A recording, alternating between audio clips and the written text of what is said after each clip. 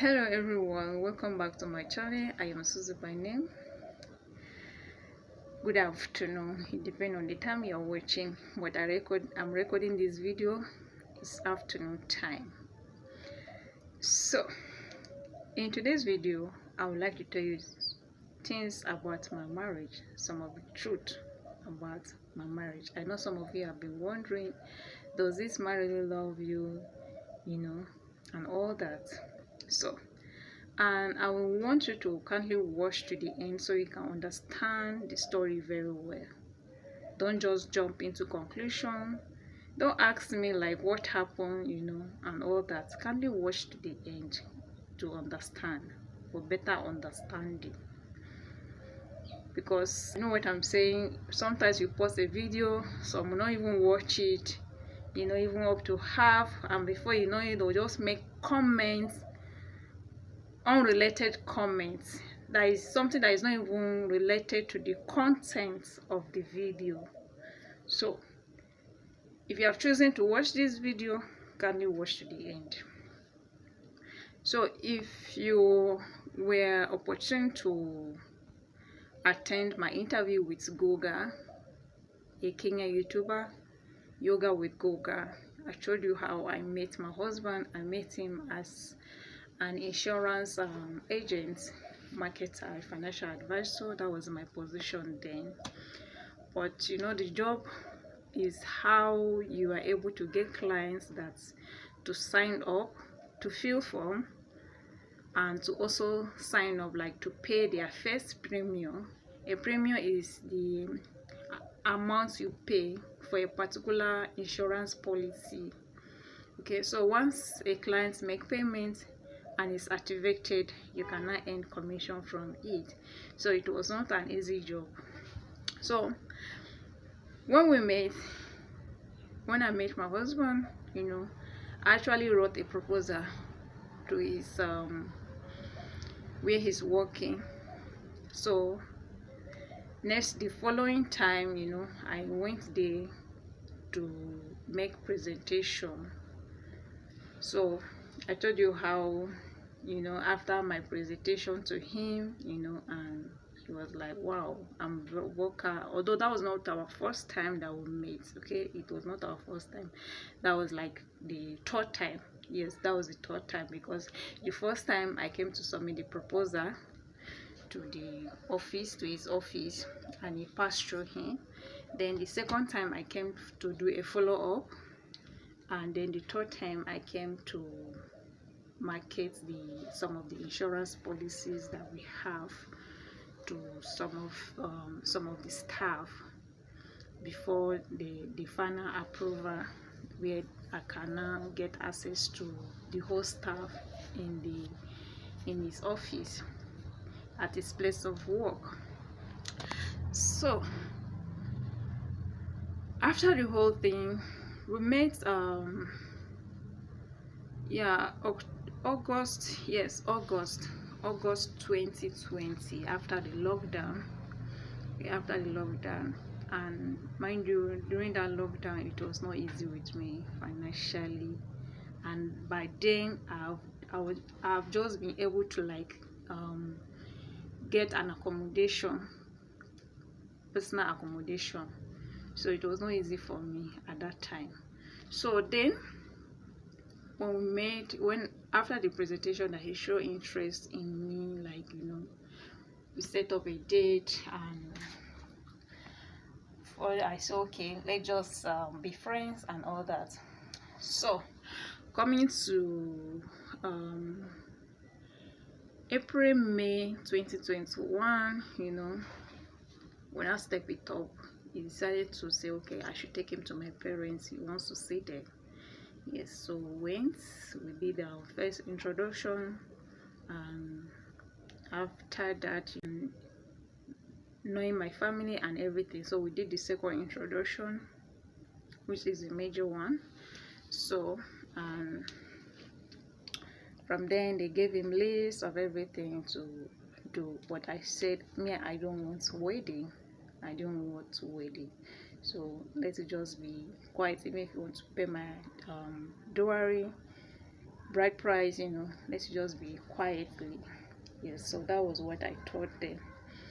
So from then I took in immediately. That was like June, July. Yes, June, July. So from then we have gone to see his family. So we now went for burial. He lost his uncle that year, and we went for burial December time. So my mother-in-law was like, you know, she don't want me to go back. She didn't want me to come back home. Like I should stay with her and give birth, you know, in the States, you know. So I finally agreed, because even if I should have come back to Abuja here, my mom won't have been able to come, because my mom was taking care of my aged grandmother then, and you know, she had a lot of responsibility over there, so I didn't want to bother her. And also my elder sister, she was also due for labor and all that, so I didn't have any option than to just accept my husband's mother. After all, he loved me. Yes, and you know, she actually took good care of me. If you have watched one of my video that I titled my mother-in-law, you know, I mentioned it there, the whole process. So from there we went to register. You know, Bayelsa State is one of the expensive states to live in. Very, very expensive. Like, you know, I myself, I don't even prefer us to even go there and live, because I don't think I can survive there. It's very, very expensive. Their things are quite expensive. So when they went to government hospital, and unfortunately they told us they are on strike. They are on strike. So they were not even attending to any patient at all. People were coming, patients were coming, and they were turning them back.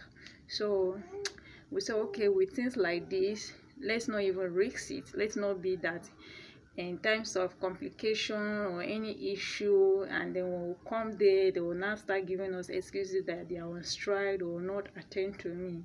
Of course, my life matters. My life and that of the baby matters a lot.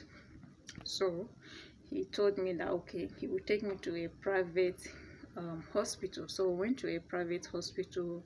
We'll make registration and all that, you know. It's a very, you know, the hospital is quite expensive. Family Care Hospital, Bayelsa State. Why I'm mentioning the name of the hospital, I want you to Google it and know about the hospital. Family Care Hospital is very, very expensive. Very, very expensive. So let's leave that aside. So I told my my mother-in-law that I will need to come back and get my things and also prepare to come. So she allowed me. I came, I stayed like just 1 week, and I went back. So as I went back, you know, she took good care of me. Even my sister-in-law, you know, they never allow me to do anything. Mine is to eat, relax. If I need to follow her when she's going to drop the kids at school, I go. So and my husband do send money every month, and in fact what he was even earning then, you know, was not even much. Was not much. And you know, knowing that it's not even Abuja that I can stay and even manage, you know, the way we can manage there, we could make a pot of soup with, you know, 6,000 naira, and just once we eat it. So that was it. So when I was due, okay, let me say 41 weeks to 42 weeks, then I did scan and all that, and the result shows that I had too much of water, that the water was too much for the baby. There's this medical term, hydro I've forgotten the name, but there's a medical name for it. So So I gave the result to my gynecology, and she said if she will give me 1 week, if by within that 1 week I've not delivered, no sign of labor and all that, then they will have to admit me. And unfortunately, when I came for my antenatal checkup and all that, and it was already 1 week, so she said it's time I should just go upstairs. So I went there. They induced me 24 hours, nothing show up. So we have to opt for CS, because as of then, that after that 48 hours, it's even 48 hours, not even 24 hours, 48 hours. So the baby was not breathing well anymore. I mean, my baby was not breathing well anymore. I was worried. In fact, the pain of inducement, I didn't even cry. But immediately they tried checking his heartbeat, the heartbeat of the baby, and I didn't hear anything as usual. I started crying. I cried. What I mean, I cried. I said no. So my gynecology then was not even around at that point. So he was at FMC, that's Federal Medical Center. So put a call through, call her, and she says she's on her way. She'll be the one to do the CS. And I said okay. So in the hospital, they don't collect money. You don't have to deposit money for anything before treatment. So even the list that they gave me for baby things that I brought, they didn't even touch it. They said until the patient is okay, they've treated the patient and the patient is okay, before they can give you bill to pay. There's nothing like you must make a deposit before they will commence treatment. Any patient they usher into that hospital, they commence treatment immediately. One thing about them, life matter to them first. They save life first before any other thing.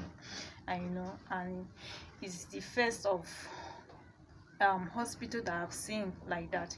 Nigeria, let me say Africa, but let me be precise, like Nigeria, most of the hospital you have to make deposit first before they can treat you, even if it's an emergency something. No, you have to make a deposit. This one is not like that. They save life first. So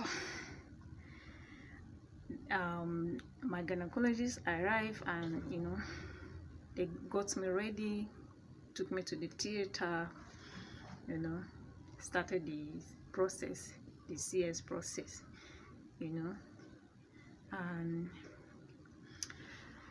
after the whole thing, they brought out my baby and they showed me. I was happy. They took him away and attended to him. So he came out of the theater even before me. So after the whole thing, they took me back to my ward where I was staying, where I would stay. So they told me for 8 hours I would lie down for 8 hours, not turning. I must not look side, to avoid headache and all that. So I was just to lie down straight, my face up, with my back, okay, for like this 8 hours. For 8 hours, not turning, not looking side by side. Yes. So that is how I was, but I never sleep. When I mean sleep, they told me to sleep, but I never sleep. Because of what? This phobia of people sleep and they never woke up, and apart from that, I didn't sleep. And all I wanted was just to look at my son, how they dress him, how he's looking like. But they only lifted him up for me to see. So even my husband made a call, am I out? Because he was worried, am I out? His worry was not even just the baby. It was not even the baby, am I out? Because he was not with us. He was in Abuja then because of his work. And apart from that, I didn't even want him to come because of too much expenses. If he had come, you know, he would have spent more than what he did.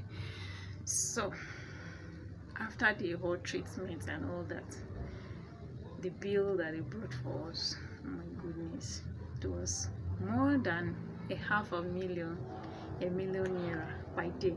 He has already spent, you know, for a lot of things and all that. They now brought that bill. Where will he see that kind of money? You know, he told me I should not worry.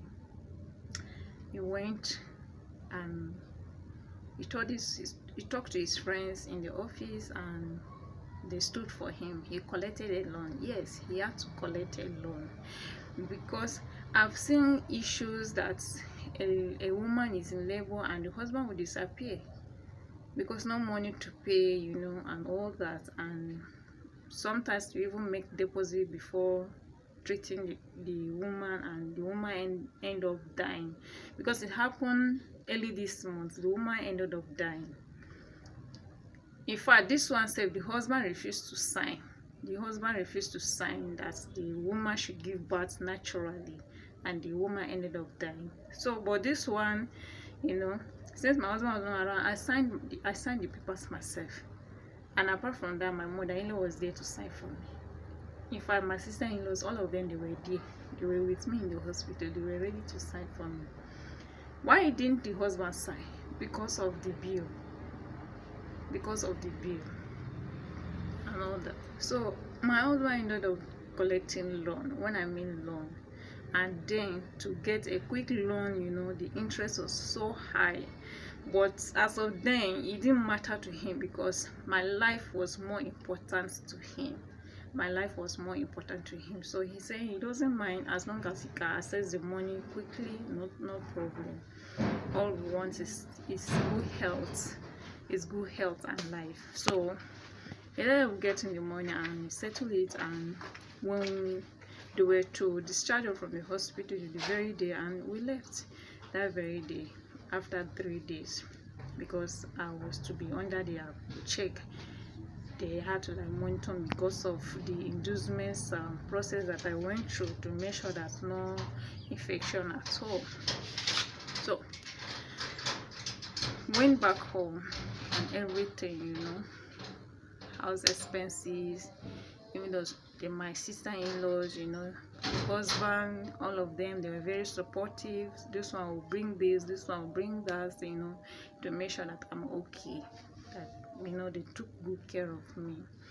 So my mother-in-law said, no, I cannot stay, I cannot come back like after 3 months, that she will not allow me. Let the baby be strong and me to let me be strong before entering road, because the journey is quite long. It's about 13 hours journey, 13 hours journey from Bayelsa State to Abuja by road.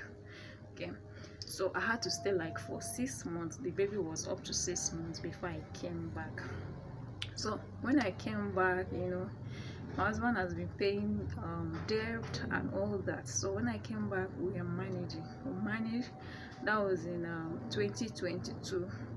So by 2023, my sister said, okay, this her daughter that is living with us, she told me that if I can assist, I should talk to my husband so that she can come and stay here and be going to school, you know. And I talked to my husband. He agreed without even complaining at all, and she came. Mind you, when he married me, I was not financially stable, but it's just that I don't sit on one place. I'm a hustling type. I do many jobs. In fact, sometimes he's one that used to tell me, no, this job you cannot do it. He doesn't want anybody to overuse me, you know. Even this teaching job that I was teaching, that they were paying me, you know, when I complained to him of the kind of things I was going through there, you know, he told me, no, you have to resign. Just come and stay at home. We will not die of hunger. Whatever he's able to make available, we'll manage it like that. So that debt that he took, you know, led to another debt, because we needed to feed. because once his salary come like that, they take almost more than a half of his salary to pay debt. Before you know it, he collected another one again so we can feed. So the struggle. This my sister daughter too care, you know, she's my elder sister's daughter, so since she's under my care, she's my daughter. So all this while he's one that pay her school fees. My sister, sometimes she will send us if we send money to buy food stuff like rice, beans, you know, since it's cheaper that side, you know, she end up giving us sometimes for free. She will not use the money maybe to buy other things to add. Yes, so I've seen some men, they will not even want any extended family at all. And to be frank, to be honest with you, even when I get angry at the girl, you know, trying to correct her, I'm always angry at her, you know, I don't tolerate nonsense. Even my son, if I pet him, he gets to an extent that, you know, I need to take disciplinary action towards him or her, I do that. So if I tell you that, you know, he loves her more than me, than I love her, he loves her more than I love this girl, you know, and they are very close, just like father and daughter. That's how they are close. Christmas clothes, he will buy her clothes, you know, 2 sets, shoes, you know, hair. In fact, if he's eating something and no matter how small it is, he must give her to eat. That's how close they are. So coming down to his office, you know, by that 2024, they started threatening him, because where he's working is not his main organization, he's on secondment, and they started threatening him that because he has been applying for transfer of service, but they have been telling him that there's an embargo on it, you know. Nigeria system, if you don't have someone that can support you, someone that's, you know, a senator, you know, that can help you in this Nigerian civil service system, or in Nigeria entirely to get a job and all that, you're on your own, like you suffer. So he has been applying for all that, there was no way. So before you know it, they now started threatening him that then his former organization, they felt maybe he has gone on final transfer, and there was nothing like that. They're now threatening him that, you know, they want to sack him from his work, like that he has gone on transfer of service and he still came back to write his promotion exam, you know. So at the end, after some months of battle and all that, the issue was resolved. So, and we thank God. So they now call him back. They were not trying to call him back to his former organization. His former organization, there's no room for growth, and you can't even go anywhere. And him, he actually wants to grow in his work. There's no exposure. You are just there, you just be redundant, like you remain stagnant in that office. So, and where he is now, you know, he has that room, opportunity for exposure, because sometimes they give him official assignments to travel, you know, here and there. And even office work, sometimes they give him work that a director is supposed to do, they give him to do it, and they have so much trust and confidence in him. So at the end, he finally got someone that assisted him. But you know, your money must talk, because they cannot just help you like that. But the issue is, if you're able to see someone that can do it for you genuinely, collect the money and assist you genuinely, you know, it's fine. Unlike some will collect the money, and at the end it will not, they will not even do anything. So finally got someone that assisted him, although the charges was less, because he pleaded he don't even have that much money. He ended up taking another loan again. Okay, one debt leading to another debt leading to another. So, but the good thing is that they finally work it out for him to where he is finally, like, he's there. So he is free now to transfer his service to anywhere he wish to go. Okay, he needs to go. Yes, he has been finally transferred to where he is now, to the mainstream. So now he is free to be posted to anywhere he wants to be posted to. So, and this store that I've just gotten, you know, he's one that actually encouraged me to get it. Like, since I've gotten a space outside and the person is not willing to use the place in the next 3 to 4 years, you know, he advised me to control that place. He helped me with some money. I was even surprised, like, where did he see this money that he assisted me with? He told me I should not worry, that, you know. So teaching job, he told me to resign, come and stay at home. I don't want anybody to be insulting you, to use you anyhow, you know. My happiness is his happiness. So sometimes if you come to my live stream and you hear him, like, you know, shouting at the kids or maybe talking to me anyhow, most times it's work pressure from his office. The pressure is there. So I understand him, I know him, and I know how to calm him down. So to be honest, from onstart of this story, you know, he has been there for me. He married me when I have nothing. In fact, he said even if I don't have anything, he believes in me, I can make it. And all he wants for me is to be able to fulfill my dreams.